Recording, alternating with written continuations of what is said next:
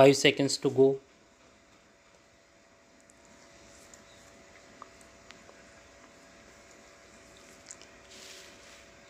Start.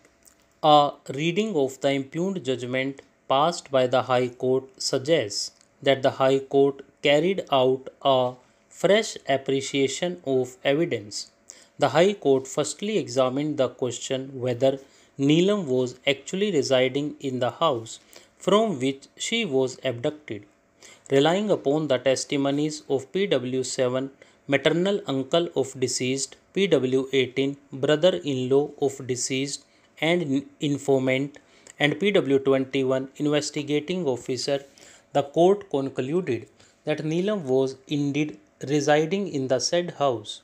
In doing so, the court discarded the fact that the other independent occupants of the house, such as Ram Chabila Singh, his son Kumud Ranjan Singh, etc., did not come in support of the said fact. To overcome this deficiency, the court relied upon the statements of PW21 and PW23, sister of deceased, that some makeup articles were found in a bag lying in the room, which was suggestive of the fact that a woman was residing in the said room. In further consideration, the High Court excluded the evidence of PW5 for the reason that his presence at the place of incident was doubtful. For PW5 deposed that he was heading towards his home from Devghar and on the way from Lakhisarai to Simaltala, he stopped at Sikandara Chowk along with PW2 and PW4. It was at this point that they heard the halla and ended up witnessing the commission of offence.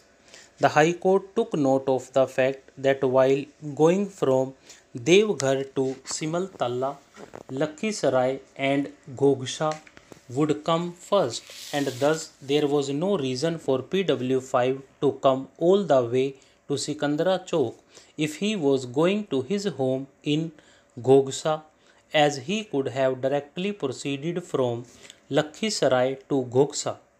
Nevertheless, the High Court duly relied upon the evidence of PW2, PW4 and PW18 as well as on circumstantial evidence comprising of the testimonies of PW23, PW13 doctor and absence of suitable explanation in the statements of accused persons under section 313 of the Code of Criminal Procedure 1973 as regards the fatal injuries suffered by the deceased.